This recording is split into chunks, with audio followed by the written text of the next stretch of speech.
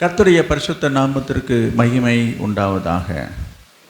கடந்த சில வாரங்களாக வார்த்தை என்கிற தலைப்பில் தொடர்ந்து பரிசுத்த ஆவியானவர் அவருடைய வார்த்தையை கொண்டு நம்முடைய சபைக்கு தேவையான வார்த்தைகளை, ஆலோசனைகளை அவர் தந்து கொண்டு வருகிறார்.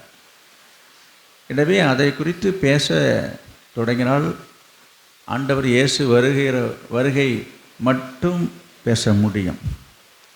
அவ்வளவு காரியங்கள் இருக்கிறது. இருந்தாலும் ஆவியானவர் நமக்கு அனுமதி கொடுக்கிற வரை, அவர் எது வரைக்கும் அதை அனுமதிக்கிறாரோ அது வரைக்கும் அவருடைய வார்த்தைகளை நாம் தியானிப்போம். நான் பல முறை சொல்லியிருக்கிறேன் கடந்த சில வாரங்களாகவே.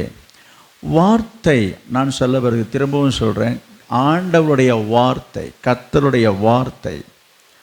வேதம் சொல்லுகிறது, மனுஷன் அப்பத்தினால் மாத்திரமல்ல தேவனுடைய வாயிலிருந்து புறப்பட்டு வருகிற ஒவ்வொரு வார்த்தையினாலும் பிழைப்பான்.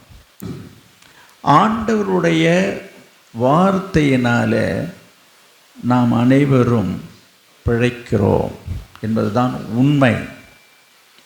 எனவே நாம் பிழைத்து வாழ வேண்டும் என்று சொன்னால் கர்த்தருடைய வார்த்தையை கேட்கிறவர்களாக மாத்திரமல்ல, அதன்படி செய்கிறவர்களாகவும் அதை கை கொள்ளுகிறவர்களாகவும் நம்ம இருக்க வேண்டும். நான் மீண்டும் சொன்னேன், கர்த்தருடைய வார்த்தை மட்டுமல்ல, உங்கள் வாயிலிருந்து புறப்பட்டு வருகிற வார்த்தையும் உங்களை வாழ வைக்கும் என்று நான் சொன்னேன். உங்கள் வாயிலிருந்து புறப்பட்டு வருகிற வார்த்தை உங்களை வாழ வைக்கும், உங்களை வளர வைக்கும், உங்களை உயர்த்தும், உங்களை ஆசீர்வதிக்கும் என்பதை நான் கடந்த 3 வாரங்களாகவே சொல்லி கொண்டு வருகிறேன். திரும்ப திரும்ப நான் சொன்னதையே சொல்ல நான் விருப்பப்படலை. இப்படி இந்த வார்த்தை உங்களை வழி நடத்தும் பொழுது, உங்கள் வாழ்க்கையை வளமாக்கும் பொழுது, உங்களை ஆசீர்வாதத்துக்குள்ளாக வழி நடத்தும் பொழுது, இந்த வார்த்தைகளிலே நீங்கள் கவனமாக இருக்க வேண்டும் என்று சொல்லி வேதாகமும் நம்மை எச்சரிக்கிறது. அப்போ உங்களுடைய ஆசீர்வாதத்துக்கு நேராக உங்களை வழிநடத்தக்கூடியது ஆண்டவராக இருந்தாலும் ஆண்டவருடைய வார்த்தை தான் உங்களை வழி நடத்துகிறது என்பதை மனதில் கொள்ள வேண்டும். ஆண்டவர் தான் நடத்துகிறார், இல்லைன்னு நான் சொல்லலை. ஆனால் ஆண்டவர் எப்படி நடத்துகிறார் என்று சொன்னால் அவருடைய வார்த்தையினாலே நம்மை நடத்துகிறார், அவருடைய வசனமாகிய வார்த்தையினாலே. எனவே இந்த வார்த்தை உங்களுக்குள்ளே வரும் பொழுது தான் அது உங்களுடைய வாழ்க்கையை ஆசீர்வாதத்துக்கு நேராக வழி நடத்தக்கூடியதாக இருக்கிறது. சரி, நல்லது. இப்படி இருக்கும் பொழுது அநேகர் இன்றைக்கு வாழ்க்கையிலே ஆசீர்வாதங்களை பெற்றுக்கொண்ட ஆசீர்வாதங்களை சிலர் இழந்து விடுகிறார்கள். ஒரு சிலர் ஆசீர்வாதங்களை ஆண்டவரிடத்திலிருந்து பெற்றுக்கொள்ளாமலே இருக்கிறார்கள். ஒரு சிலர் ஆசீர்வாதத்தை பெற்றுக்கொள்வதற்கான வழிமுறையே தெரியாமல் இருக்கிறார்கள். ஆனால் ஆண்டவர்கிட்ட ஆசீர்வதி என்று சொல்லி கேட்டுக்கொண்டிருக்கிறார்கள். ஆண்டவர் ஏன் ஆசீர்வதிக்கலை? நான் உங்களுக்கு சொல்கிறேன், வேதத்தில் ஒரு வசனம் இருக்கு, எடுத்து வாசிக்கலாம் வேண்டாம் அப்படி சொல்லப்படுறது. இஸ்ரவேலை ஆசீர்வதிப்பதே கர்த்தருக்கு பிரியம். அதாவது இஸ்ரவேல் என்று சொன்னால் இஸ்ரவேல் நாட்டை சொல்வதாக நீங்கள் எண்ணிக்கொள்ள வேண்டாம். ரட்சிக்கப்பட்ட தேவ ஜனங்கள் அனைவருமே ஆவிக்குரிய இஸ்ரவேலராக இருக்கிறோம். அதுதான் உண்மையும் கூட. நிறைய பேருக்கு இந்த வார்த்தை விளங்குறதில்ல, புரியறதில்லை. எனவே தேவனால் தெரிந்து கொள்ளப்பட்ட, மீட்கப்பட்ட, ரட்சிக்கப்பட்ட தம்முடைய ஜனங்களை, தம்முடைய பிள்ளைகளை ஆண்டவர் என்றைக்கும் எப்பொழுதும் ஆசீர்வதிக்கத்தான் விரும்புகிறார். நான் உன்னை ஆசீர்வதிக்கவே உன்னை ஆசீர்வதிப்பேன் என்று ஆபிரகாமை பார்த்து சொன்னார் இல்லையா? அதே தேவன் தான் நம்மையும் பார்த்து சொன்னார், சொல்லுகிறார், சொல்லிக்கொண்டு தான் இருக்கிறார். நாமும் கேட்டுக்கொண்டு தான் இருக்கிறோம். ஆனால் இன்றைக்கு அநேகர் ஆசீர்வதிக்கப்படலை, அநேகர் ஆசீர்வாதமாக இல்லை. அந்த ஆசீர்வாதத்துக்குள்ளே இருக்கிறார் என்று சொல்லும்போது ஒரு கேள்விக்குறி எழும்புகிறதை நீங்களே சொல்லலாம். நீங்கள் வேண்டுமானால் ஆண்டவர் வருத்தப்படுவார், அல்லது நான் வருத்தப்படுவேன், அல்லது மற்றவர்களுக்கு தெரியக்கூடாது என்பதற்காகவே என்னை ஆசீர்வதிச்சிருக்காருன்னு சொல்லுவாங்க. அதாவது ஆசீர்வதிக்கப்படலைனாலும், ஆசீர்வாதத்தில் குறைவு இருந்தாலும், ஆசீர்வாதமே இல்லைன்னா கூட ஏதோ ஆசீர்வதிச்சிருக்காருங்க அப்படி சொல்லக்கூடிய உண்டு. நான் சொல்கிறேன், ஆண்டவருடைய நிறைவான ஆசீர்வாதம் நமக்கு வேண்டும் பெரியமாளே. சரி, நீங்கள் ஒரு சில ஆசீர்வாதங்களை பெற்றிருந்தும் ஏன் இன்னும் அநேக ஆசீர்வாதங்களிலே குறைவுள்ளவர்களாக இருக்கீங்க? ஒரு சில காரியங்களில் ஒரு ஆசீர்வாத குறைவை நீங்கள் உணர்றீங்க தானே. கேட்டால் என்ன சொல்லுவீங்க? நம்ம ஏங்க அந்த குறையை சொல்லிட்டு அத்தனை நமக்கு ஆசீர்வச்சிருக்காருன்னு சொல்லி ஆண்டவரை மகிமைப்படுத்துறது ஒரு பக்கம் இருந்தாலும், உண்மை நிலைமை என்னன்னு சொல்லி பார்க்கும்போது ஒரு சில காரியங்களில் மனசில் ஒரு குறை இருக்கிறது. ஒரு சில காரியங்களில் ஒரு ஆசீர்வாத குறைவு இருக்கிறதை நீங்கள் பார்க்கத்தான் செய்கிறீங்க. அதை யாராலும் மறுக்க முடியாது. அப்போ இந்த ஆசீர்வாத குறைவுக்கான காரணம் என்ன என்பதையும் நம்ம கண்டறிய வேண்டும். ஏன் அந்த காரியங்களில் ஆண்டவர் நம்மை ஆசீர்வதிக்கவில்லை? ஏன் இந்த ஆசீர்வாதம் நமக்கு கிடைக்கவில்லை? ஏன் இந்த ஆசீர்வாதத்தை நம்ம பெற்றுக்கொள்ள முடியல? ஆண்டவர் தான் எல்லாரையும் ஆசீர்வதிக்கிறேன் என்று சொல்லியிருக்கிறாரு. ஆசீர்வதிக்கத்தான் அவருக்கு பிரியம் என்று சொல்லப்பட்டிருக்கிறது. ஆசீர்வாதங்கள் எல்லாம் அவரிடத்தில் இருக்கு என்று சொல்லப்பட்டிருக்கிறது. அவர் ஏன் இன்னும் தராமல் இருக்கு என்று சொன்னால், கவனிங்க, அவர் என்றைக்கும் சொல்லியும் செய்யாமல் இருக்க மாட்டார். அவர் சொன்னதை செய்கிறவர் நம்ம ஆண்டவர், சொன்னதை செய்கிறவர். அப்படியா? அப்படி இருக்கும் பொழுது ஏன் இந்த ஆசீர்வாதங்கள் இல்லை? இன்னும் சொல்ல போனால், உங்களுக்கு உரிய, உங்களுக்கு வேண்டிய, உங்களுக்கு தேவையான ஆசீர்வாதங்களை ஆண்டவர் உங்களுக்கு கொடுத்து விட்டார் என்று கூட சொன்னால் சரியாக இருக்கும். கொடுத்துட்டாருன்னு கொடுத்து கொண்டு இருக்கிறார், கொடுத்தார், கொடுக்கிறார், கொடுத்து கொண்டு இருக்கிறார், இனியும் கொடுப்பார். இதெல்லாம் நீங்கள் தலையாட்டி ஆமான்னு நீங்கள் கேட்பீங்க, ஆமாம் என்று சொல்லி. ஆனால் உள்ளுக்குள்ளே போய் பார்த்தீங்கன்னா வெளியில் சொல்ல முடியாத சில வருத்தங்கள், வேதனைகள், கஷ்டங்கள் உங்களுக்குள்ளே இருக்கத்தானே செய்கிறது. அப்போ அதுக்கான காரணம் என்ன? அதை நம்ம கண்டறியணும். அப்போ ஆண்டவர் நமக்கு தந்த அல்லது அனுப்பிய கொடுத்த அந்த ஆசீர்வாதங்கள் ஏன் நம்மளை இன்னும் சேரலை? அதற்கான காரணம் என்ன என்று நம்ம கண்டறியணும். சில நேரங்களில் நீங்கள் ஒன்று பாருங்களேன், ஒரு உலக வழக்கத்தின்படி நான் சொல்கிறேன். பொதுவாக சில நேரங்களிலே ஒரு தபாலாக இருக்கட்டும் அல்லது ஒரு கொரியராக இருக்கட்டும், ஏதோ ஒன்றுங்க, யாரோ ஒருத்தவங்க தூரத்துலேருந்து அனுப்புகிறாங்க, கேட்குறாங்க, வந்துச்சா, இன்னும் சேரலையே, இன்னும் கிடைக்கலையே. அது ஒரு பக்கம் இருக்கட்டுங்க. இன்றைக்கு ஃபோன் இல்லாதவர்கள் யாருமே இல்லை, பயன்படுத்தாத யாருமே கிடையாது. தினசரி அன்றாடம் நம்ம என்ன செய்கிறோம்? அதிகமாக நிறைய பேரோடு நம்ம பேசி கொண்டிருக்கிறோம். அதில் ஒரு சம்பவத்தை நம்ம பார்க்குறது என்னென்னா, சில நேரங்களில் சிலரை நம்ம தொடர்பு கொள்ளும்போது உங்கள் கையில் இருக்கிற ஃபோனு உங்கள்கிட்ட சொல்லுது, நீங்கள் தொடர்பு கொள்ளும் நபர் தொடர்பு எல்லைக்கு அப்பால் உள்ளார் என்று அது சொல்லுது, அந்த ஃபோன் சொல்லுது. கேளுங்க. அடுத்தது இங்கிலீஷில் சொல்லும், நாட் ரீச்சபிள் என்று சொல்லும். அது ஆங்கிலத்தில் சொல்லும்போது தொடர்பு கொள்ள இயலாத நிலை, தொடர்பு எல்லைக்கு அப்பால் இருக்குது, தொடர்பு கொள்ள முடியாது, நாட் ரீச்சபிள். இதெல்லாம் நீங்கள் கேட்டது தானே. இதில் இன்னொரு வேடிக்கையும் சொல்லணும். சில நேரங்களிலே என்னுடைய ஃபோனை குறித்து நிறைய பேர் எப்படி சொல்லிகிட்டு இருக்கீங்க. எப்பொழுதுமே என் ஃபோனை நான் சுவிட்ச் ஆஃப் பண்ணுறதே கிடையாது, எப்பொழுதுமே நான் செய்யறது கிடையாது. ஆனால் சிலர் எடுத்து தொடர்பு கொண்டு சொல்கிறாங்க, உங்கள் ஃபோனு சுவிட்ச் ஆஃப் இருக்குன்றாங்க. அவங்க சொல்கிறது பொய்ன்னு நான் சொல்ல, அந்த ஃபோனு பொய் சொல்லுதுன்னு சொல்கிறேன். உங்கள்கிட்ட இருக்க அந்த ஃபோனில் வாய்ஸ் ரெக்கார்ட் இருக்கு பாருங்கள், அது சொல்கிறது பொய். அது அந்த மாதிரி பண்ணி வச்சுருக்குறாங்க. இதில் இன்னொரு ஜோக்குன்னு கேட்டிங்கன்னா, நான் சில நேரங்களில் எனக்கு ரொம்ப அவசரமான தேவைகளுக்கு வேண்டியவர்களுக்கு நான் தொடர்பு கொள்ளும் பொழுது எனக்கும் அதே தான் சொல்லும். அது எனக்கு அவர்களிடத்தை தொடர்பு கொள்ள முடியாமல். இதில் ஒரு வேடிக்கை என்னன்னு கேட்டிங்கன்னா, அந்த யாரை நான் தொடர்பு கொள்ளணும்னு நினச்சேனோ அவங்க என் பக்கத்தில் இருக்கிறாங்க. அவங்க கையில் ஃபோன் இருக்குது, என் கையில் ஃபோன் இருக்குது. நல்லா கேளுங்க, அவங்கள்ட்ட ஃபோன் இருக்குது, என்னிட்டையும் ஃபோன் இருக்குது. அவங்க நம்பருக்கு போடுறேன், இந்த ஃபோன் சொல்லுது, நீங்கள் தொடர்பு கொள்கிற நபர் தொடர்பு எல்லைக்கு அப்பால் இருக்கிறது. இதை பற்றி நீங்கள் என்ன நினைக்கிறீங்க? என் பக்கத்தில் இருக்காருங்க. நீங்கள் உங்களுக்கு அந்த அனுபவம் உண்டான்னு தெரியல, நான் உண்மையே பேசுகிறேன், வேறு யாரும் இல்லை. உங்களை எல்லாருக்கும் பிரபலமாக தெரிஞ்ச நம்மளை அருமை சகோதரர் சாத்ராக்கு, நான் அவசர தேவைக்கு போடுறேன், போகவே இல்லை, என்னன்னே தெரியலைங்க. அவருங்க வந்துட்டார், நான் போட்டு செக் பண்ணுறேன், அதே தான் திரும்பவும் சொல்லுது. அவர் ஃபோன் ஆனில் இருக்குது, நல்லா போனீங்க, சைலண்ட் மோடில் கிடையாது, சுவிட்ச் ஆஃபில் கிடையாது. இதை குறித்து என்ன நினைக்கிறீங்க? அதெல்லாம் ஒரு தவறான காரியங்கள். சரி, நான் இப்போ அந்த உதாரணத்தை எதுக்கு கொண்டு வந்தேன் அப்படின்னு சொன்னால், இப்போ அதுக்கு இதுக்கு சம்பந்தமே இல்லை. இந்த நேரத்தில் அந்த வார்த்தையை நான் சொல்லிக்கிட்டேன்.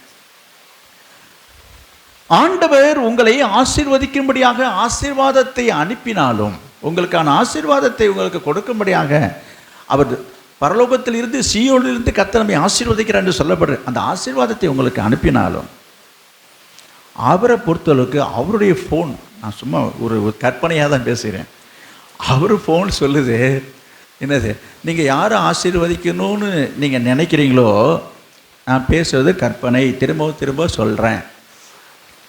அந்த ஃபோன் என்ன செய்து ஆண்டவர்கிட்ட போய் சொல்லுது, நீங்கள் தொடர்பு கொள்ளுகிற நபர் தொடர்பு எல்லைக்கு அப்பால் இருக்கிறார் என்று நம்ம ஃபோன் பாஷையில் அங்கே சொல்லுதுன்னு நான் சொல்கிறேன். நீங்கள் ஆசீர்வதிக்கிற விரும்புகிற நபர் உங்கள் ஆசீர்வாதத்தினுடைய எல்லைக்கு அப்பால் இருக்கிறார். போதுமா? இப்போ நான் கொஞ்சம் மாற்றி சொன்னாங்க புரியுன்னு நினைக்கிறேன். ஓ, எனக்கு ஃபோன் சொல்கிற மாதிரி சொல்கிறேன். ஆமாம், கர்த்தர் ஆசீர்வாதத்தை அனுப்பினாலும் ஆசீர்வாதத்தை கட்டளையிட்டாலும் என்ன செய்யலை, உங்களை ரீச் ஆகலைன்னு நான் சொல்கிறேன். நான் சொல்கிறது நாட் ரீச்சபிள்னு சொல்லுது பாருங்க.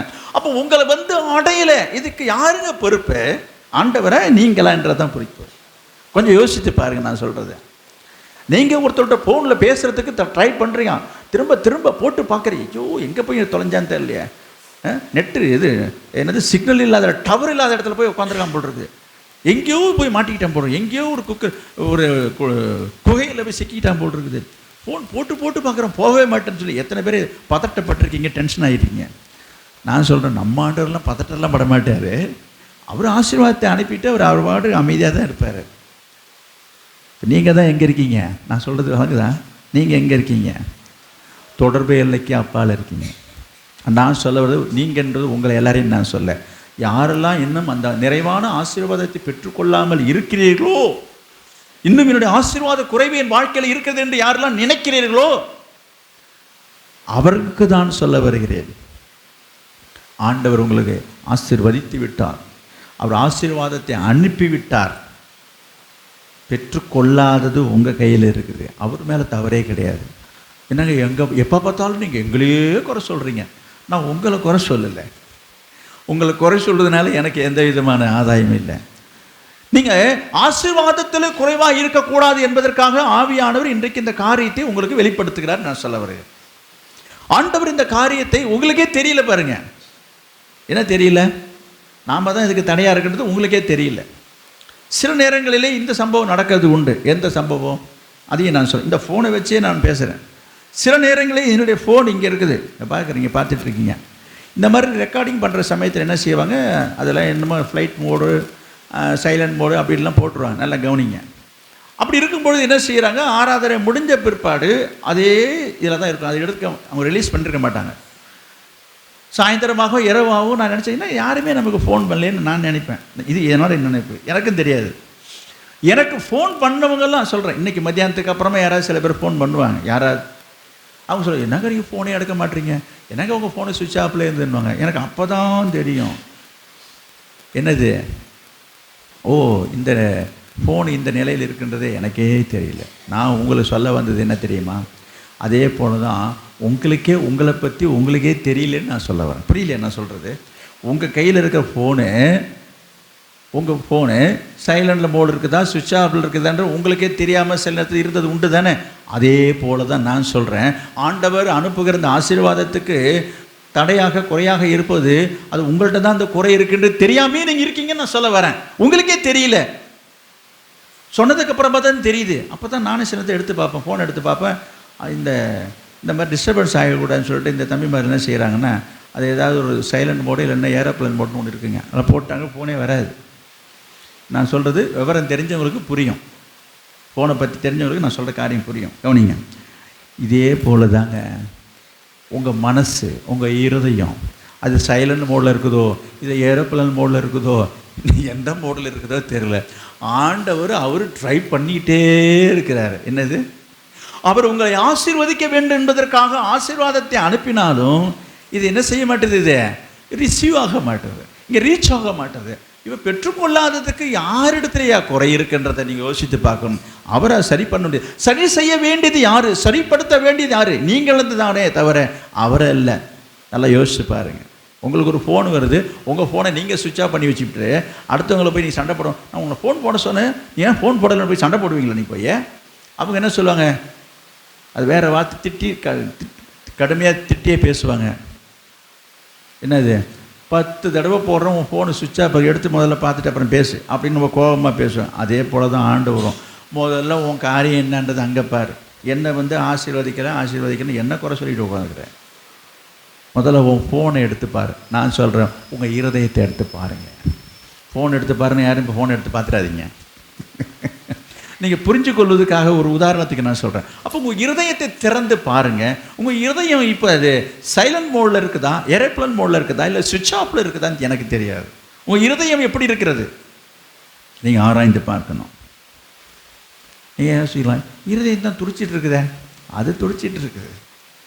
கர்த்தருடைய ஆசீர்வாதத்துக்கு தடையாயிருக்கிற காரண காரியங்கள் என்ன என்பதை நீங்கள் ஆராய்ந்து பார்க்க வேண்டும். எனக்கு அருமையானதில்லை. நான் திரும்பவும் இந்த வார்த்தை என்கிற வார்த்தைக்கு நான் வருகிறேன். இந்த வார்த்தையினால்தான் அநேகர் ஆசீர்வாதங்களை இழந்து போகிறார்கள். ஒரு வசனத்தை நான் உங்களுக்கு தெரிந்த வசனத்தையே நான் ஞாபகப்படுத்த விரும்புகிறேன். பார்க்கலாம். பிரசங்கியின் புத்தகம் 5ஆம் அதிகாரம்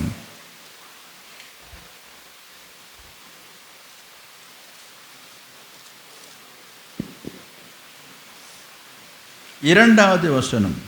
தேவ சமூகத்தில் நீ துணிகரமாய் உன் வாயினால் பேசாமலும் மனம் பதறி ஒரு வார்த்தையும் சொல்லாமலும் இரு. தேவன் வானத்தில் இருக்கிறார், நீ பூமியில் இருக்கிறாய்.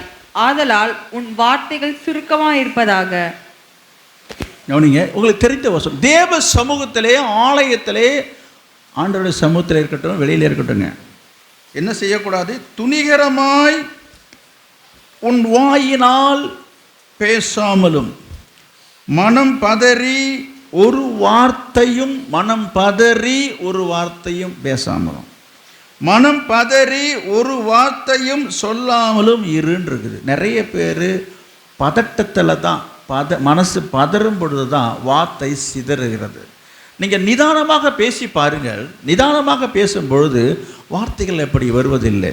எப்பொழுதுமே படபடப்பாக, கோபத்தில், டென்ஷனாக பேசும்போது தான் வார்த்தைகள் தாறுமாறாக போய் வருகிறது. இதற்கு நாமே அதை ஒத்துக்கொண்டு நம்ம சொல்கிற காரணம் என்னென்னா, நான் கோபத்தில் பேசிட்டேன், ஆத்திரத்தில் பேசிட்டேன், அவசரத்தில் பேசிட்டேன், டென்ஷனில் பேசிட்டேன், அப்படி பேசிட்டு எப்படி பேசினாலும் அது தவறு தானே. அதை நீங்கள் முதலாவது உணர வேண்டும். இப்படி பேசுறதை பேசிவிட்டு 6வது வசனத்தை வாங்க சீக்கிரம். 6வது வசனம். உன் மாம்சத்தை பாவத்துக்குள்ளாக்க உன் வாய்க்கு இடம் கொடாதே. உன் வாய்க்கு இடம் கொடாதே. அது புத்தி பிசகினால் செய்தது என்று தூதனுக்கு முன்பு சொல்லாதே. தேவன் உன் வார்த்தைகளினாலே கோபம் கொண்டு கைகளின் கிரியையை அழிப்பானே. நல்லா புரிஞ்சுக்கிறீங்களா? அப்போ நீங்கள் பேசுகிற, நீங்கள் சொல்லுகிற அந்த வார்த்தையினாலே யாருக்கு கோபம் வருது? பார்த்தீங்களா? நிறைய பேருக்கு என்ன பார்த்தா கோபம் வரும். இப்போ ஏங்க, நியாயப்படி நல்லா யோசித்து பாருங்க. உங்களை பார்த்து யார் என்ன பேசினாலும் உங்களுக்கு தாங்க கோபம் வரணும். அல்லது நீங்கள் யாரை பார்த்து பேசுகிறீங்களோ அவங்களுக்கு கோபம் வரணும்னு இல்லை, அதுதான் வருது, அதுதான் வந்துக்கிட்டு தான் இருக்குது. வருது இல்லை, வந்துக்கிட்டு இருக்கு. யாரை பார்த்து பேசினாலும், யாரை பார்த்து என்ன பேசினாலும் எல்லாருக்கும் என்ன வருது? எத்தனை பேருக்கு கோபம் வரல நீங்கள் சொல்ல முடியும்? குடும்பத்தை எடுத்துட்டாலும் சரி, புருஷனாக இருந்தாலும், மனைவியாக இருந்தாலும், பிள்ளைகளாக இருந்தாலும் உடனே கோபம் வந்துடுதுங்க. எனவே கோபம் கொள்ளாதவங்க, கோபப்படாதவங்க யாருமே கிடையாது. திரும்பியும் சொல்கிறேன், எப்போ கோபம் வருது, எப்படி கோபம் வருது? பேசும்போது நான் சொல்ல வரேன். நீங்கள் பேசுகிற வார்த்தையினாலே உங்கள் வீட்டிலே இருக்கிறவர்கள், உங்கள் குடும்பத்தில் உள்ளவர்கள் யாராக இருந்தாலும் சரி, கோபம் வரும் தான் செய்யும், வருகிறது. அது உங்களுக்கே வந்திருக்குன்னு வச்சுங்க. இங்கே என்ன போட்டிருக்குது வசனத்தை பாருங்கள். நீங்கள் பாருங்கள். உன் மாம்சத்தை பாவத்துக்கு உள்ளாக்க உன் வாய்க்கு இடம் கூடாது. அது புத்தி பிசகினால் செய்தது என்று தூதனுக்கு முன்பு சொல்லாதே. தேவன் உன் வார்த்தைகளினாலே கோபம் கொண்டு. ஏங்க, யாருக்கு கோபம்? இங்கே இந்த வசனத்தில் யாருக்கு கோபம் வந்துச்சுன்னு சொல்கிறார். யாருக்கு கோபம் வரும்? யாருக்கு கோபம் வந்ததாக வரும் என்று சொல்லப்பட்டிருக்கு, எழுதப்பட்டிருக்குது. நீங்கள் பேசுகிற வார்த்தையினாலே யாருக்கு கோபம் வருது? அதை நல்லா புரிஞ்சுங்க. இதை சொல்லும்போது, இதை படிக்கும்போது, இதை கேட்கும்போது நீங்கள் என்ன நினைப்பீங்க? என்னடா இது, என்றைக்குமே நான் ஒரு நாள் கூட, ஒரு தடவை கூட, ஒரு வார்த்தை கூட நான் ஆண்டவரை பார்த்து ஒரு தப்பான வார்த்தை சொன்னதே கிடையாது. அவர் எப்படி கோவிச்சுப்பாரு? அவருக்கு கோபம் வருமா? அவருக்கு கோபம் வர மாதிரிலாம் நான் ஒன்றும் பேசவே இல்லைப்பா, அப்படிலாம் நான் ஒன்றும் சொல்லவே இல்லைப்பா. அப்படின்னு சில பேர் இப்போ இங்கே சொல்லிகிட்டு இருப்பீங்க, நினச்சிட்டு இருப்பீங்க. இப்போ அதெல்லாம் நம்ம யாங்கங்க, நான் வீட்டில் பேசியிருப்பேன், என் மனைவியை பேசியிருப்பேன், என் புருஷனை பேசியிருப்பேன், என் பிள்ளைகளை பேசியிருப்பேன், இல்லை சபையில் பக்கத்து வீட்டுக்காரன்ட்ட கூட நான் பேசியிருக்கேன். அதெல்லாம் நான் இல்லைன்னு சொல்லலைங்க, அதெல்லாம் நான் மறுக்கலைங்க, அதெல்லாம் உண்மைதாங்க. நான் கோபத்தில் பேசியிருக்கிறேன், அவங்களும் கோபப்பட்டுருக்குறாங்க, கோபப்படுத்துகிற மாதிரி நான் பேசியிருக்கிறேன், அதெல்லாம் நான் இல்லைன்னு தான் நான் மறுக்க மாட்டேன். நான்லாம் போய் சொல்லவே மாட்டேன். இங்கே வருவீங்க இப்படி சொல்லிவிட்டு, என்னங்க இது புதுசாக ஒன்று சொல்கிறாரு இவர், யார் என்ன இன்னைக்கு புதுசாக வந்து என்னமோ சொல்லிகிட்டு இருக்காரு. ஆண்டவருக்கு கோபம் வர மாதிரி நான் ஒன்று இது வரைக்கும் பேசுனதா எனக்கு ஞாபகம் இல்லைப்பா, என் வாயில் அப்படிப்பட்ட வார்த்தையெல்லாம் இது வரவும் இல்லைப்பா, அவரெல்லாம் நான் ஒன்றும் மரியாதை இல்லாமல் தாறுமாறாலாம் நான் பேசுகிறதே இல்லைப்பா. யார்? ஆண்டவர். அப்படின்னு இப்போவும் சில பேர் நினைப்பீங்க, இப்போ சொல்லிகிட்டு இருக்கும்போது நினைப்பீங்க, இல்லையே அப்படிலாம் இல்லையே. நான் ஒன்று சொல்கிறேன், இங்கே பாருங்கள், நீங்கள் ஆண்டவரை பார்த்தோ அல்லது ஆண்டவரை குறித்தோ அல்லது ஆண்டவருடைய பெயரை சொல்லியோ நீங்கள் எதுவும் தப்பு தவறாகவோ மரியாதை குறைவாகவோ பேசுனீங்கன்னு நான் சொல்ல வரவே இல்லைன்றதை முதல்ல நீங்கள் புரிஞ்சுக்கணும்.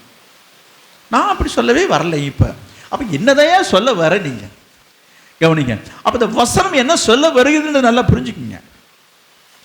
தேவ சமூகத்தில் ஆலயத்தில் வந்து நம்ம யார்கிட்ட பேசுகிறோம், யாரை பார்த்து பேசுகிறோம்? சக விசுவாசிகள்கிட்ட பேசுகிறோம், நமக்கு தெரிந்தவங்கள்ட்ட பேசுகிறோம், பழகவங்கள்ட்ட பேசுகிறோம், யார்கிட்ட வேணாலும் பேசுகிறதா இருக்கட்டும்.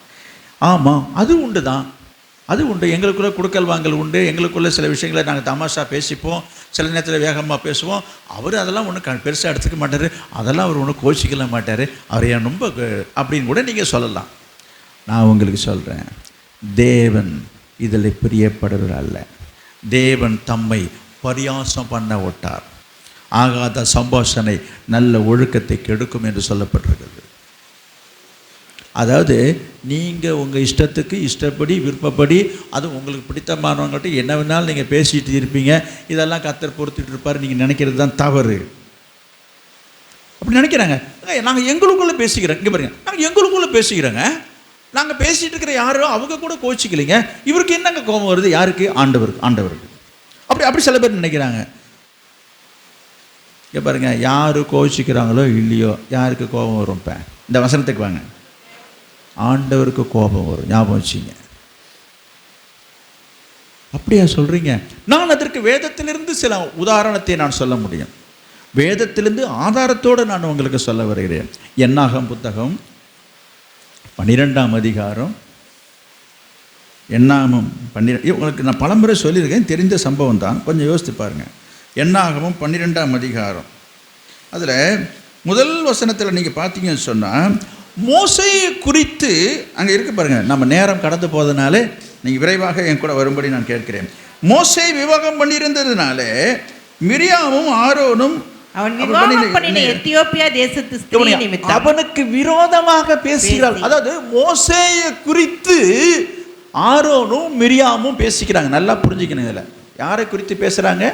மோசேயை பற்றி பேசுகிறாங்க. சரி, பேசட்டும். யார் பேசுறது? யாரு பேசிக்கிறது? யாரு?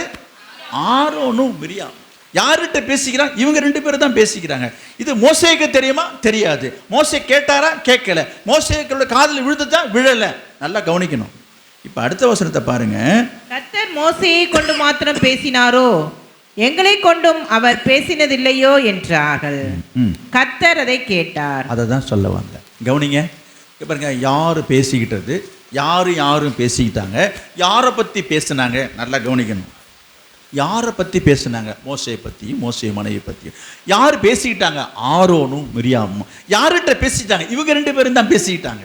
மோசேகிட்ட பேசலை. சம்மந்தப்பட்ட மோசேகிட்ட போய் சொல்லலை. மோசேவை முன்னால் பேசவும் கிடையாது, மோசேவுக்கு பின்னால் தான் பேசிக்கிட்டு இருக்கிறாங்க. இவங்க 2 பேர் பேசுகிறத யாரு கேட்டா யாரு கேட்கல? யாரு கேட்டா யாரு கேட்கல? கர்த்தர் கேட்டாரு, மோசே கேட்கல.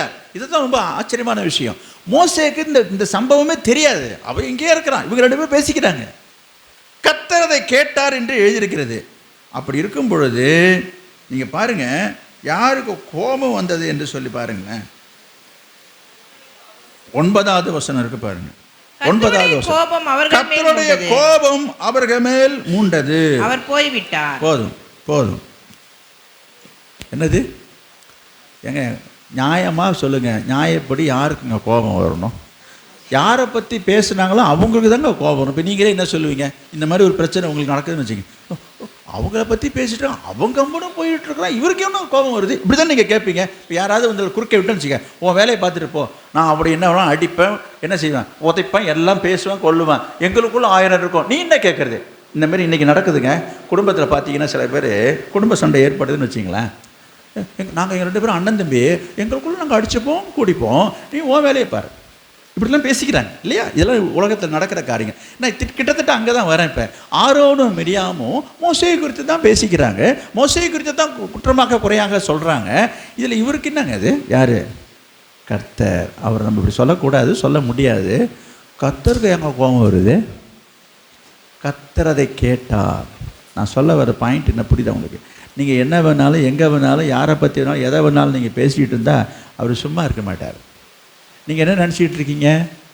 நான் என்ன சொல்ல வரேன்னா, எங்கே நம்ம வாசித்தோம், பிரசங்களை வாசித்தோம், தேவன் என்ன செய்கிறாரு?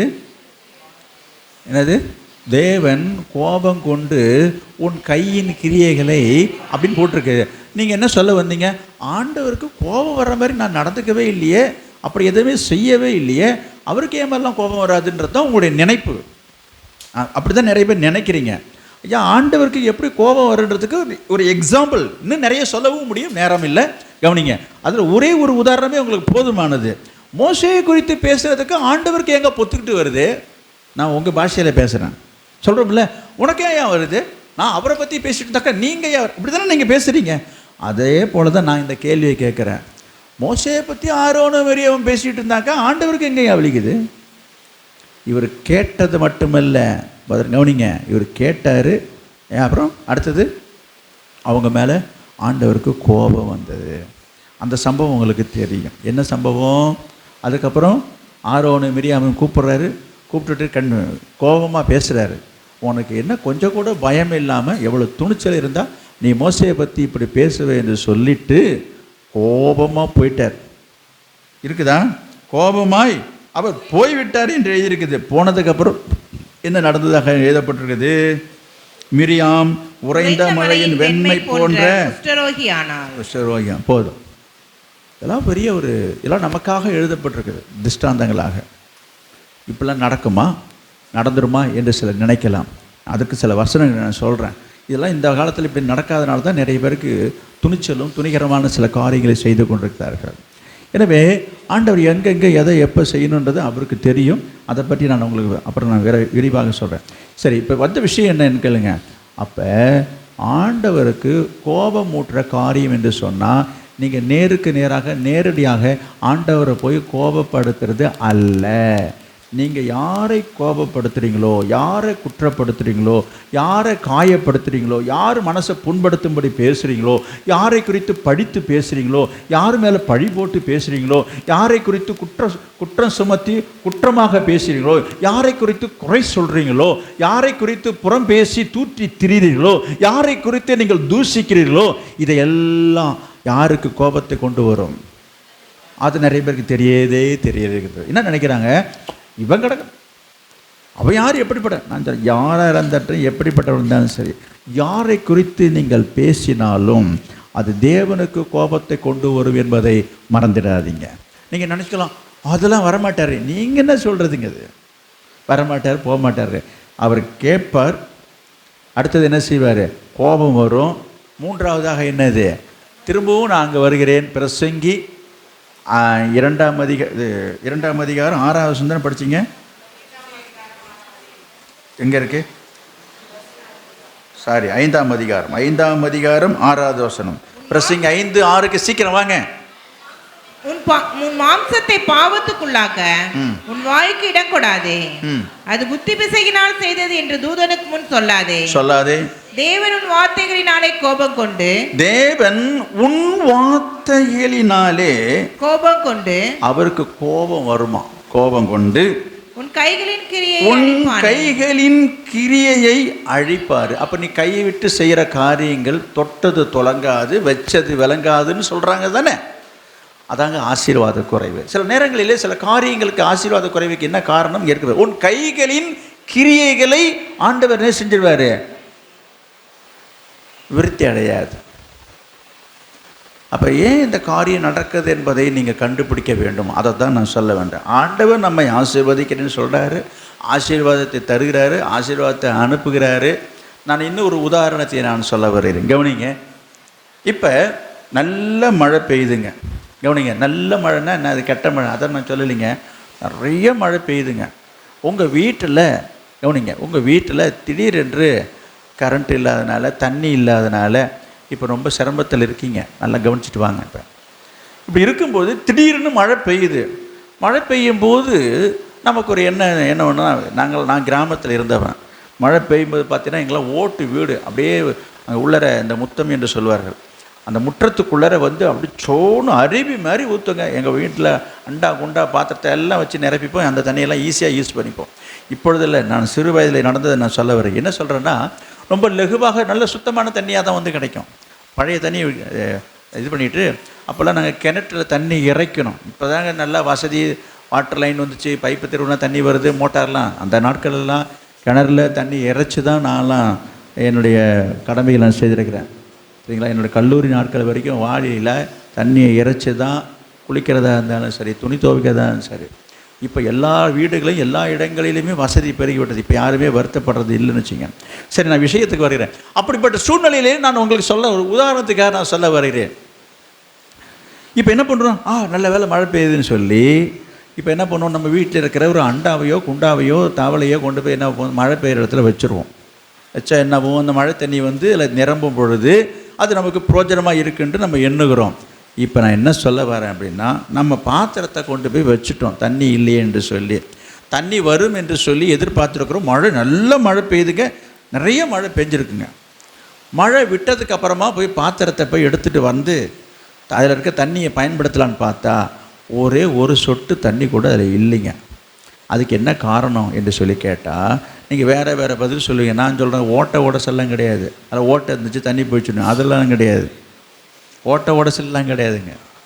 அதில் என்ன சொன்னீங்க, என்னவோ சொல்கிறீங்களே, 2 காரியம் இருக்குது அதில்.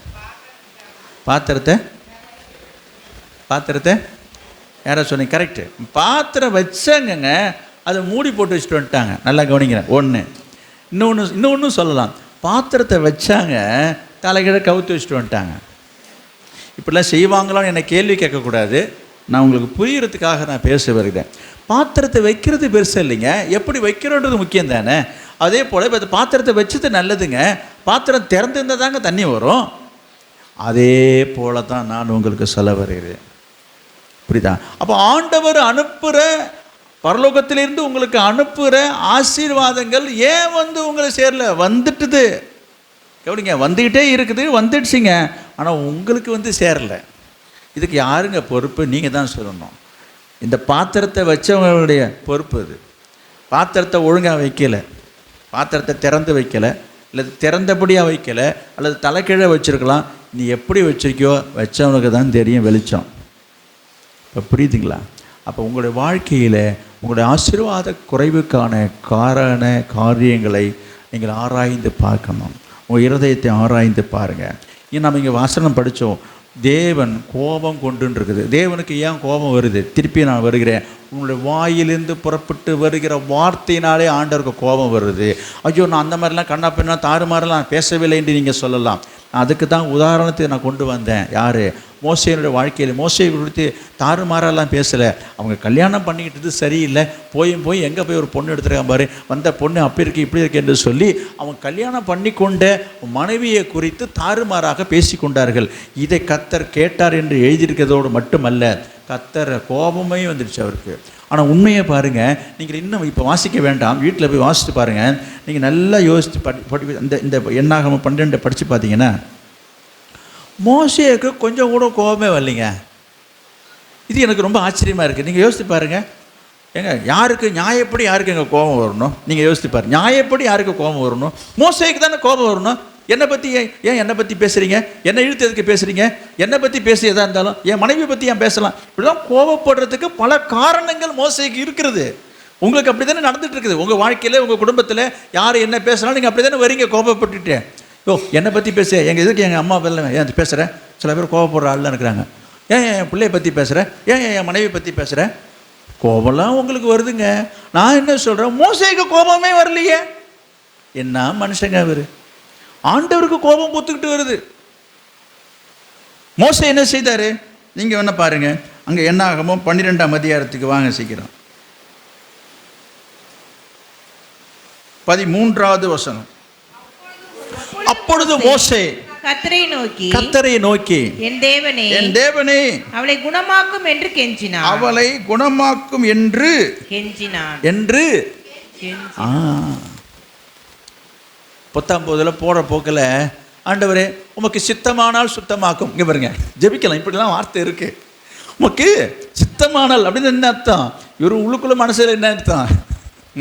என்னை இப்படிலாம் பேசணும் இல்லை, என்னை பற்றி இப்படிலாம் பேசணும் இல்லை, வேணும். அதே சமயத்தில் நான் ஜெபம் பண்ணிக்கிறேன்ப்பா, நான் அப்படி இல்லைப்பான்னு காட்டிக்கிறது என்ன பண்ணலாம்? ஆண்டவரே உமக்கு சுத்தமான. இவன் உண்மையாக ஜெபிச்சான். யார்? மோசே சொல்லி எப்படி ஜெபிக்கிறாரு? கெஞ்சி ஜெபிக்கிறார்.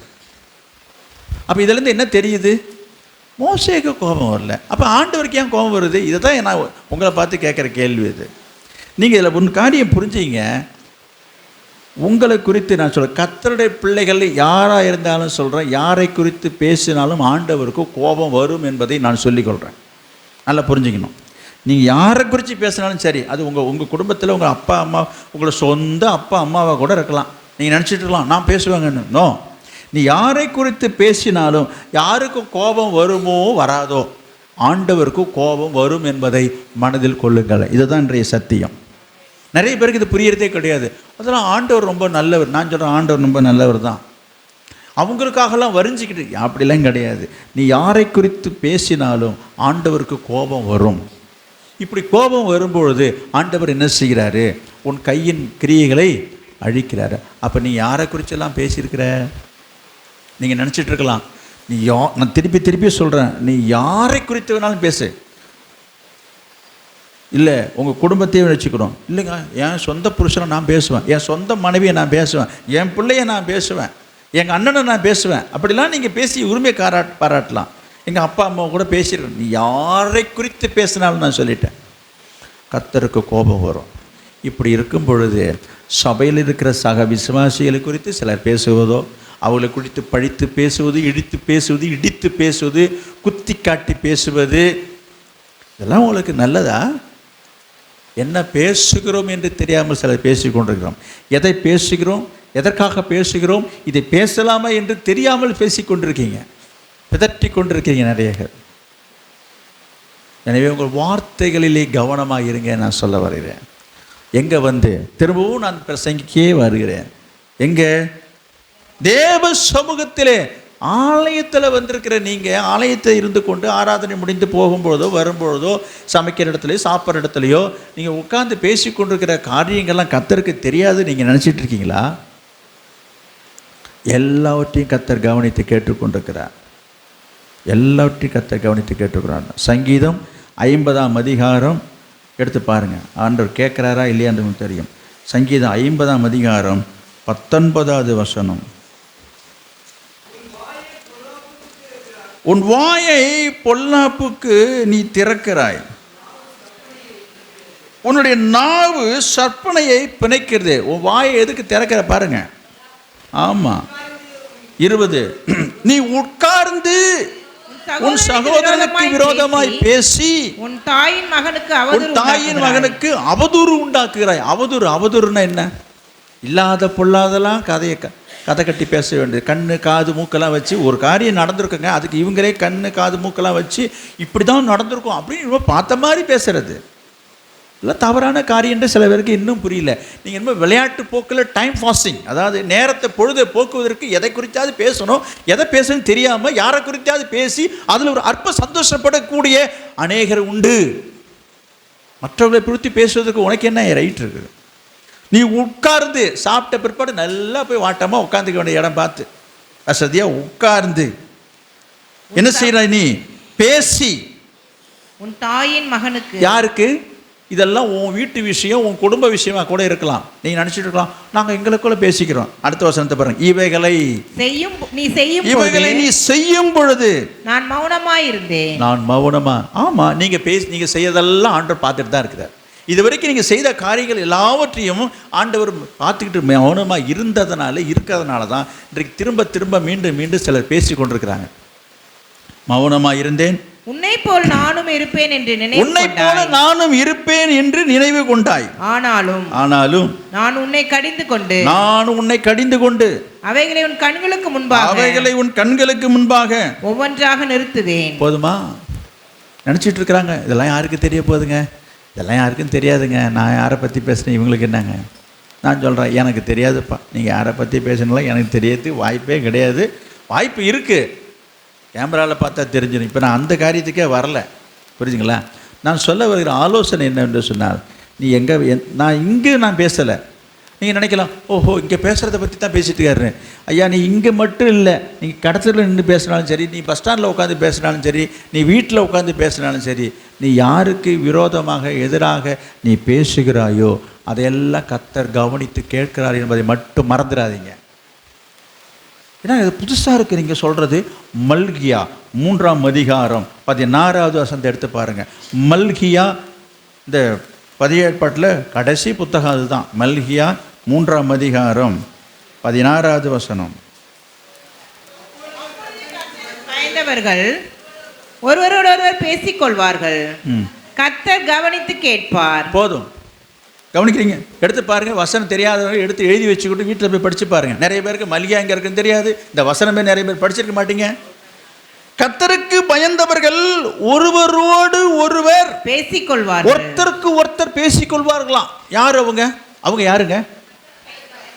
அவங்க கர்த்தருக்கு பயந்தவர்கள் யாருங்க? ரட்சிக்கப்பட்டவர்கள், விசுவாசிகள். கர்த்தருக்கு பயந்தவர்கள் ஒருத்தருக்கு ஒருத்தர் பேசிப்பாங்க. யாருங்க? சபைக்கு வர விசுவாசியை தான் நான் சொல்கிறேன். நீங்கள்லாம் கர்த்தருக்கு பயந்தவர்கள் தான், ரட்சிக்கப்பட்டவர்கள் தான், கர்த்தருடைய பிள்ளைகள் தான். நாங்கள் எங்களுக்குள்ளே பேசிப்போம், நாங்கள் தாயா பிள்ளையா பழகுவோம், நாங்கள் அக்கா தங்கச்சி மாரி பழகுவோம், நாங்கள் அண்ணன் தம்பி மாரி பழகிட்டு இருக்கிறோம், எங்களுக்குள்ளே 1000 இருக்கும். அடாடா, நீ 1000 இல்லை, நீ லட்சம் வேணாலும் வச்சுக்கிங்க. இங்கே பாருங்க, கர்த்தருக்கு பயந்தவர்கள் ஒருவரோடு ஒருவர் பேசிக்கொள்வார்கள். அப்புறம் கர்த்தர், இங்கே பாருங்க, கர்த்தர் கேட்பார்னு எழுதிருக்குதே, கவனித்து கேட்பார். அப்போ கவனித்து கேட்பார்னு அர்த்தம். என்ன பேசுகிற? இங்கே பாருங்க, அவரோட இப்படி நின்றுவார். உங்களுக்கு நீங்கள் கர்த்தரை நம்ம பார்க்க முடியாதுல்ல. கர்த்தர் என்ன செய்வாரா? அப்படி காது கொடுத்து என்ன பேசுகிற, யாரை குறித்து பேசிக்கிட்டு இருக்கிற, எதை பற்றி பேசிகிட்டு இருக்கிற, ஓஹோ பேசு. இப்போ புரியுதா? நிறைய பேருக்கு என்னது, இது யாருக்கு தெரியும்? நாங்கள் எங்கேயாவது மூளை முக்கால், நீ எந்த மூளை முக்கால பேசினாலும் சரி, எனக்கு தெரியணும்னு அவசியமே இல்லை. எனக்கு தெரிஞ்சால் என்ன, தெரியாட்டின்னாங்க ஆகுவதற்கு சொல்லுங்கள். கர்த்தர் பார்க்கிறார். வசனம் இருக்குதா? கர்த்தர் என்ன செய்கிறார்? சும்மா போகிற போக்கில் ஏதோ பேசிட்டு போகிறாங்கன்னு பார்க்குறது இல்லைங்க. ஏதோ அவங்க பேசிக்கிறாங்க அப்படிலாம் இல்லை. அவர் நின்று கவனித்து கேட்பாராம், என்ன பேசுகிறேன்னு. புரியுதுங்களா? அதனால் ரொம்ப ஜாக்கிரதை. நம்ம இங்கே சங்கீதத்தில் பார்த்தோம், என்னது 21 பார்த்தோம், அவைகளை உன் கண்களுக்கு முன்பாக ஒவ்வொன்றாக நிறுத்துவேன். சங்கீதத்தில் படித்தேன் பாருங்க. என்ன பாருங்க, நீங்கள் என்ன பேசுன, எந்த இடத்துல உட்காந்து பேசுன, யாரை பற்றி பேசுன, எல்லாவற்றையும் ஆண்டவர் என்ன செய்கிறாரு? அங்கே மல்கியாவில் இருக்குது. அங்கே ஒரு புஸ்தகம் ஒன்று இருக்குதான், அது நான் பாதி தான் படிச்சிங்க. அந்த பாதி எடுத்து பாருங்கள். மல்கியா 3 படிச்சிங்கள்ல, பாருங்கள், அதில் இருக்குது பாருங்கள். 3:16 படிங்க.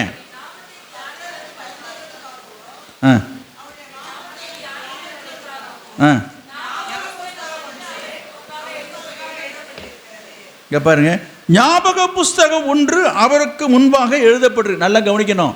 நீங்கள் என்ன பேசுனீங்க என்பது உங்களுக்கே மறந்துடும். நான் ஒன்று சொல்லட்டுமா? நிஜம்தான் அது. என்னது? ஏங்க, நீங்கள் பேசுனது எல்லாம் உங்களுக்கு ஞாபகம் இருக்குதா? நான் கேட்குறது, இப்போ போன வாரம், நான் ஒரு உதாரணம் கேட்குறேன். போன வாரம் சனிக்கிழமை மத்தியானம் 2 மணிக்கு நீங்கள் என்ன பேசுனீங்கன்னு கேட்டால் என்னங்க நீ தலையை பிச்சுப்பீங்க. என்ன பேசணும், யார்கிட்ட பேசணும் ஞாபகம் வராது, அதானே? ஆனால் நீங்கள் எங்கே பேசுனீங்க, யார்கிட்ட பேசுனீங்க, என்னத்தையும் ஆண்டவர் என்ன செய்கிறாரு? ஞாபக புஸ்தகத்தில் வச்சுருக்காருங்க, மெமரி கார்டில் ஏற்றி வச்சுருக்காருங்க. இப்போ உங்களுக்கு உங்கள் இதில் பாருங்கள், எல்லாம் மெமரியே இருக்குங்க, எல்லாம் ரெக்கார்டில் இருக்கும். நீங்கள் போய் நியாயஸ்தானத்தில் போய் நின்னீங்கன்னா அப்படியே இப்போ என்னென்னமோ பெருசாக நம்ம நினச்சிட்டு இருக்கோம், பெரிய பெரிய நவீன கண்டுபிடிப்புலாம் வந்துருச்சுன்னு. அவரும் அப்படியே உட்காந்து ரிமோட் அப்படி தட்டி விடுவார். அப்படி நம்முடைய ஹிஸ்ட்ரி நம்ம ஃபைல் அங்கே ஓப்பன் ஆகும். அப்படி நீ எங்கெங்கே பேசுகிறீங்க, யார்கிட்ட பேசுகிறீங்க, என்ன பேசுகிறீங்க எல்லாம் பாரு. இது பாரு, அது உன் முகம் தானே இது. நம்ம உடனே இல்லைன்னு சொல்ல முடியாது. உன் மூஞ்சி தான் அப்படி தெரியுமாங்க. இது இது யார் பேசுறது? நீங்கள் என்ன பண்ண, ஐயோ என் குரல் இல்லைங்க, என் குரல் மாதிரியே யாராவது பேசுனாங்க, இந்த மாதிரிலாம் நீ ஏமாற்றுவீங்க என்ன. இங்கே பாருப்பா, இது யார் பேசுறது பாரு, வீடியோ காலோடு வரும். நீ யார் பற்றி பேசுனா, இது உன் குரல் தானே, நீ நட்டுக்கிட்டு தான் நிற்கணும். நீ பேசுனதெல்லாம் இல்லைன்னு போயிடாது. ஜாக்கிரதையாக இருங்க, ஜாக்கிரதையாக இருங்க. உன் கையின் கிரியைகளை தேவன் அழிப்பான். நான் எங்கே வரேன்? உங்கள் வார்த்தைகள்னால தான் உங்கள் ஆசீர்வாதங்கள் குறைவுபடுகிறது. அதனால் வார்த்தைகளிலே கவனமாக இருங்க. நீங்கள் பேசுகிற வார்த்தைகளிலே கவனமாக இருங்கன்னு நான் சொல்ல வருகிறேன். எனவே நம்ம ஆசீர்வாதத்தை பெற்றுக்கொள்வதற்கான காரண காரியங்களை ஆராய்ந்து பார்க்கணும். அதற்கான தடைகளை கண்டறிந்து அந்த தடையை நீக்கணும்னு நான் சொல்ல வந்தேன். அதுக்கு ஒரு உதாரணம் நான் சொன்னேன். என்னது? மழை பெய்யும் பொழுது பாத்திரத்தை என்ன செய்யணும்? திறந்து வைக்கணும், அல்லது நிமிர்த்தி வைக்கணும். ரெண்டையும் செய்யணும் இல்லையா? நிமிர்த்தி வச்சு மூடி வச்சிடக்கூடாது. இது போல் உங்களுடைய இருதயத்தை கொஞ்சம் ஆராய்ந்து பாருங்கள். ஏன் அந்த ஆசீர்வாதங்கள் உங்களை ரீச் ஆகலை? ஆண்டவருடைய ஆசீர்வாதத்தை உங்களுக்கு அனுப்பியும் அதை ஏன் இன்னும் நீங்கள் பெற்றுக்கொள்ளாமல் இருக்கீங்க? ஏன் நீங்கள் நிறைவாக இல்லாமல் குறைவாகவே இருக்கீங்க? இந்த ஆசீர்வாத குறைவுக்கான காரணங்களை இப்போ கண்டுபிடிச்சு பார்க்கணும். அதை ஒவ்வொன்றாக என்ன செய்யணும்? ஆண்டவர் சொல்கிறதுக்கு முன்னதாகவே, ஆண்டவர் உங்களை விசாரிக்கிறதுக்கு முன்பதாகவே, ஆண்டவர் உங்களை நியாயத்தில் கொண்டு வந்து நிறுத்துவதற்கு முன்பதாகவே நம்ம என்ன செய்கிறது நல்லது? சொல்லுங்கள். இப்போ புரியல? என்ன செய்யணும்? என்ன செய்யணும்? இங்கே பாருங்கள், நாட்டில் நடக்கிற ஒரு உதாரணம் சொல்கிறேன். நிறைய பேர் ரொம்ப சர்வசாதாரணமாக இன்றைக்கி கொலை நடக்குதுங்க. சர்வசாதாரணம். அது இதெல்லாம் கொலைன்னா நமக்கு கொலை நடக்குங்க. இப்போல்லாம் கொலைன்றது, இப்போவும் நமக்கு கொலையை குறித்து கேட்கும்போது நமக்கு கஷ்டமாக இருக்குங்க. நான் சொல்கிறது கொலை செய்கிறவனை பற்றி சொல்கிறேன். ரொம்ப துணிச்சலாக துணிஞ்சு செய்கிறாங்க. இப்போ நிறைய சம்பவங்களையும் நம்ம பார்க்குறோம். அன்றாடம் எங்கே பார்த்தாலும் குட்டி கொலை செய்கிறாங்க. இந்த கொலை செய்த காரியத்தை பற்றி நான் சொல்ல வரல. இந்த செய்தவன்ல முக்கால்வாசி பேர் செய்கிற காரியம் என்ன தெரியுமா உங்களுக்கு? என்னது தெரில, சொல்கிறேன். அதை நான் கேட்கல, அதை சொல்ல வரல. கொலையை செஞ்சுவிட்டு அந்த கத்தியை எடுத்துக்கிட்டு நேராக போய் சரண்டர் அடைஞ்சிடலாம். எவ்வளோ துணிச்சல் பாருங்கள். ஒரு சிலர் தான் பதுங்குறாங்க, மறையிறாங்க, ஓடுறாங்க, ஒளியிறாங்க. அது அப்புறம் நல்லா கவனிங்க. இப்படி நடக்குதா இல்லைங்களா?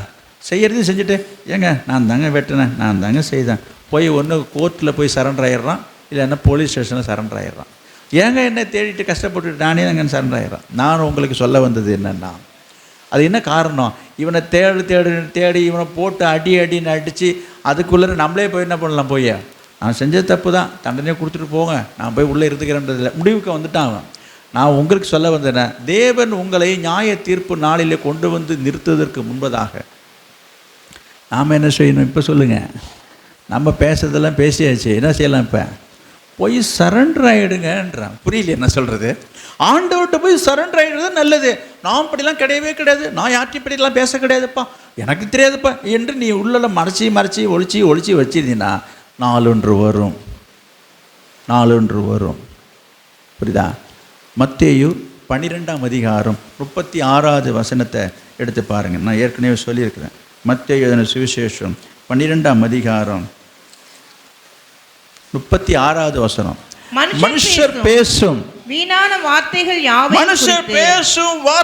யாவையும் குறித்து நியாய தீர்ப்பு நாளிலே கணக்கு ஒப்புவிக்க வேண்டும் என்று உங்களுக்கு சொல்லுகிறேன். போதுமா? இப்போ என்ன சொல்கிறீங்க? நீங்கள் பேசுகிற ஒவ்வொரு வார்த்தைக்கும் ஆண்டவருக்கு நீங்கள் பதில் சொல்லித்தான் ஆகணும் நியாய தீர்ப்பில். அப்போ அதுக்கு என்ன செய்யலான்றீங்க?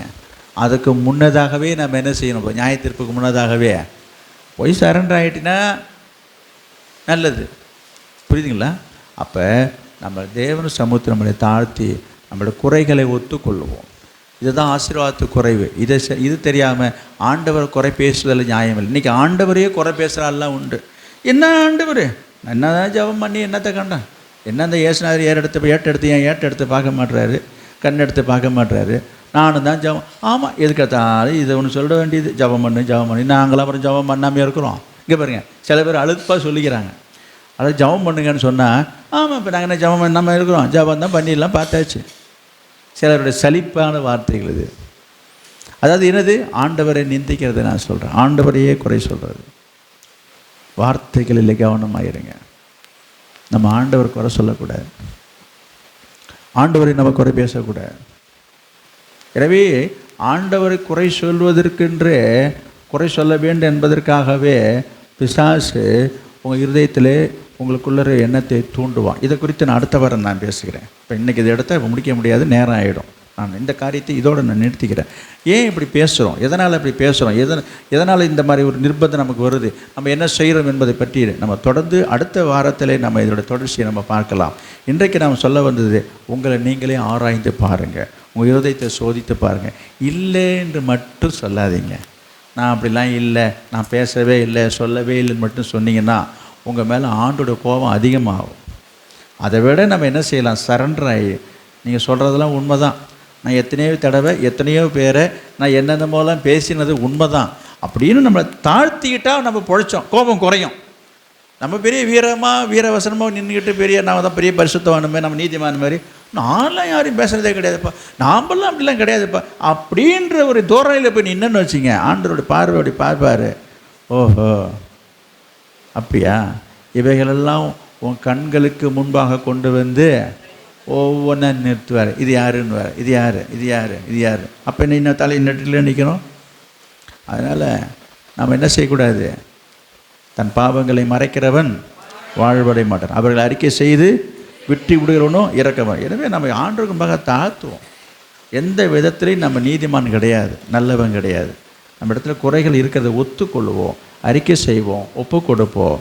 கர்த்தர் உங்களுக்கு இறங்குவார், கர்த்தர் உங்களை மன்னிப்பார், மட்டுமல்ல கர்த்தர் உங்களை ஆசீர்வதிப்பார். இந்த ஆசீர்வாதத்துக்கான தடைகள் உங்கள் வாழ்க்கையை விட்டு அகலும். இங்கே நீங்கள் என்னென்ன காரியங்கள், நினைச்ச காரியங்கள், எதிர்பார்த்த காரியங்கள் தள்ளிக்கிட்டே போகுதுங்க, தடையாகவே இருக்குதுங்க, என்னன்னே தெரியலிங்க. இந்த காரியம் ஏன் தடைப்படுதுன்னு தெரியலிங்க, இந்த திருமண காரியம் ஏன் தான் தள்ளி போகுதுன்னு தெரியலிங்க, இந்த கடன் பிரச்சனை ஏன் தான் இன்னும் தீரலன்னு தெரியலிங்க, இந்த வியாதி என்னை விட்டு ஏன் தான் இன்னும் நீங்களும் தெரியலிங்க, ரொம்ப காலகமாகவே எனக்கு ஒரு தடையாகவே இருக்குதுங்க. ஒரு வீட்டை கட்ட தொடங்கினீங்க, இன்னும் அப்படியே பாதியிலே நிற்குதுங்க, இன்னும் மேலே மூடவே இல்லைங்க. இப்படி எத்தனை காரியங்கள், பிரச்சனைகளை குறித்து மனதில் வைத்து கொண்டு நீங்கள் யோசித்து கொண்டிருக்கீங்க. இதுக்கெல்லாம் என்ன காரணம் என்று சொல்லி ஆராய்ந்து பாருங்கள், உங்களை ஒப்பு கொடுங்க, எல்லாம் சீக்கிரமாக நிரம்பும். இந்த பாத்திரத்தை மூடியை எடுத்துட்டிங்கன்னு சொன்னால் மழை பெய்யும் பொழுது அந்த பாத்திரம் நிரம்புமா நிரம்பாதா? எனவே இப்போது நான் சொல்கிறேன், உங்கள் வாழ்க்கையில் உங்கள் இருதயத்தில் இருக்கிற தடையை எடுத்து போடுங்க. ஏதோ ஒன்று தடுத்து கொண்டு இருக்குது, உங்களுக்கு தெரியாமல் ஏதோ ஒரு தடை அங்கே இருக்கிறது, மறைந்து இருக்குது, அதை கண்டுபிடிங்க, அதை எடுத்து போடுங்க.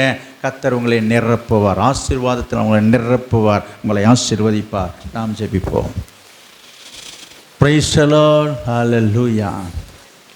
ஸ்தோத்திரம் ஸ்தோத்திரம் ஸ்தோத்திரம் ஸ்தோத்திரம். இயேசுவே மக்கு ஸ்தோத்திரம். ஹல்லேலூயா. நீங்கள் தான் ஜெபிக்கணும், நீங்கள் ஜெபிக்க வேண்டிய நேரம் இது. வார்த்தையை கேட்டீங்க இல்லையா, இந்த வார்த்தைக்கு உங்களை ஒப்பு கொடுக்கணும். இந்த வார்த்தைக்கு ஒப்பு கொடுங்க, கீழ்ப்படிந்து நீங்கள் ஒப்பு கொடுங்க. கர்த்தர் இன்றைக்கு நிரப்புவார், இப்பொழுது நிரப்புவார், இன்றைக்கு உங்களை ஆசீர்வதிப்பார். நீங்கள் வாயை திறந்தால் தான், ஒரு வாயை விரிவாக திற, அப்போது நான் அதை நிரப்புவேன் என்று கர்த்தர் சொல்லியிருக்கிறார் அல்லவா. நீ வாயை மூடிட்டு மௌனமாக இருந்து எனக்கு ஏதோ ஒன்று நடக்கும், நடந்துவிடும் என்று சொல்லி எண்ணி விடாத, எனக்கு ஏதோ ஒரு அற்புதம் நடக்கும் என்று எண்ணி ஏமாந்து போகாது. நீ வாயை திறந்து கர்த்தருடைய சமூகத்தில் உன்னை தாழ்த்தி நீ ஜெபித்தாய் என்று சொன்னால் இன்றைக்கே இப்பொழுதே கர்த்தர் உங்களை ஆசீர்வதிப்பார். Praise the Lord. இது உங்களுக்கான நேரம், உங்களுக்கான நேரம். இயேசுவே ஸ்தோத்திரம், இயேசுவே ஸ்தோத்திரம், இயேசுவே உமக்கு ஸ்தோத்திரம். ஒரு வார்த்தை சொல்லி ஜெபிங்க. ஆண்டவரே, நான் கோபப்பட்டது உண்டு, கோபத்தில் நான் என் மனைவியை பேசியிருக்கிறேன், கோபத்தில் என் புருஷனை தாறுமாறாக மரியாதை இல்லாமல் பேசியிருக்கிறேன், கோபத்தில் என் பிள்ளைகளை நான் திட்டியிருக்கிறேன், கோபத்தில் என் தாய் தாப்பனை கூட மரியாதை இல்லாமல் நான் பேசியிருக்கிறேன், கோபத்தில் என் சக விசுவாசிகளை ஆண்டவர் மனம் புண்படும்படி நான் பேசியிருக்கேன், மனசை கஷ்டப்படுத்தியிருக்கிறேன்.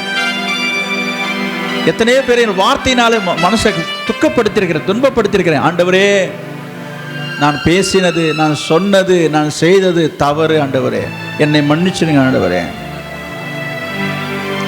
எனக்கு இறங்க ஆண்டவரே. அப்படி நீங்க சொல்லி ஜெபித்தா கர்த்தர் உதவி செய்வார். கர்த்தர் உங்களை நிரப்ப போகிறார். கர்த்தர் இந்த நாளிலே உங்களை பாத்திரத்தை நிரப்ப போகிறார். ஆசீர்வாதங்களால் உங்களை நிரப்ப போகிறார்.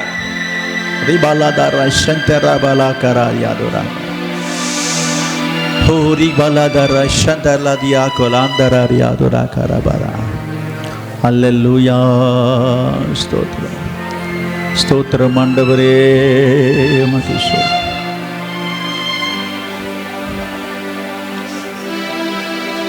நமக்கு தேவை தேவனுடைய ஆவி அபிஷேகம். கேட்ட வார்த்தையின்படி நம்ம நடக்கணும். அப்படிப்பட்ட காரியங்களுக்கு விலகி இருக்கவும், பேசாமல் இருக்க வேண்டும் என்று சொன்னால் நமக்கு தேவ ஆவியானுடைய ஒத்தாசை வேணும். அதற்காக நாம் இப்போ ஜெபிக்கலாம். எத்தனை பேருக்கு வேண்டும் வேண்டும் தேவை என்று சொல்கிறவங்க மட்டும் உங்கள் வலது கரத்தை ஆண்டவருக்கு நேராக அவர் பார்க்கும்படி உங்கள் கையை உயர்த்தி கத்தட்ட சொல்லுங்கள். எனக்கு வேண்டும், எனக்கு தேவை, உம்முடைய உதவி, உம்முடைய கிருபை, உம்முடைய அபிஷேகம், உம்முடைய ஒத்தாசை ஆண்டவரே எனக்கு வேண்டும் என்று சொல்லி நீங்கள் கேளுங்க. கர்த்தர் உதவி செய்வார், கர்த்தர் உதவி செய்வார். பரிசுத்தமுள்ள நல்ல பிதாவே, நாங்கள் உம்மை ஸ்தோத்திரிக்கிறோம். இன்றைக்கு இந்த நாளிலும் உடைய வார்த்தையை கேட்டு அதுக்கு கீழ்ப்படிந்து ஒப்பு கொடுத்து தங்களுடைய வலது கரத்தை உமக்கு நேராக உயர்த்தி உம்முடைய ஒத்தாசையை தேடுகிற, நாடுகிற ஆண்டவருடைய கிருபைக்காக காத்திருக்கிற நம்முடைய பிள்ளைகள் மீது இறங்குவீராக, இரக்கம் செய்வீராக. அவர்களை நம்முடைய ஆவியினாலும் அபிஷேகத்தினால் நிரப்புவீராக. இப்படிப்பட்ட வார்த்தைகளை இனி அவர்கள் பேசாதபடிக்கு அவருடைய வாய்களுக்கு காவல் வைப்பீராக. ஆண்டவர் யாரை குறித்தும் பேசாமல், இழிவாக பேசாமல், பழித்து பேசாமல் ஆண்டவரே அவருடைய நாவை காத்துக்கொள்ள, வாயை காத்துக்கொள்ள உதவி செய்யுங்கப்பா. மற்றவருடைய மனசை புண்படுத்தாமல், காயப்படுத்தாமல், மற்றவருடைய தவறுகளையோ குறைகளையோ தூற்றி திரியாமல் ஆண்டவர் இருக்கும்படியாக அவருடைய வாய்களை நீர் மூடி பாதுகாத்தோம். ஆண்டவர் தாமே கிருபை தந்து நடத்துங்க. அவருடைய குடும்பத்தை ஆசீர்வதிங்க. இதனால் ஏற்பட்டிருக்கிற தடையை நீக்குங்க, ஆசீர்வாத குறைவை நீக்குங்கப்பா, நீக்கி விடுங்க. நீர் ஆசீர்வதியும். இயேசுவின் நாமத்தில் ஜெபிக்கிறோம் பிதாவே, ஆமென். நாத்துமாவே கர்த்தரை ஸ்தோத்திரி, என் முழுவதுமே அவருடைய பரிசுத்த நாமத்தை ஸ்தோத்திரி.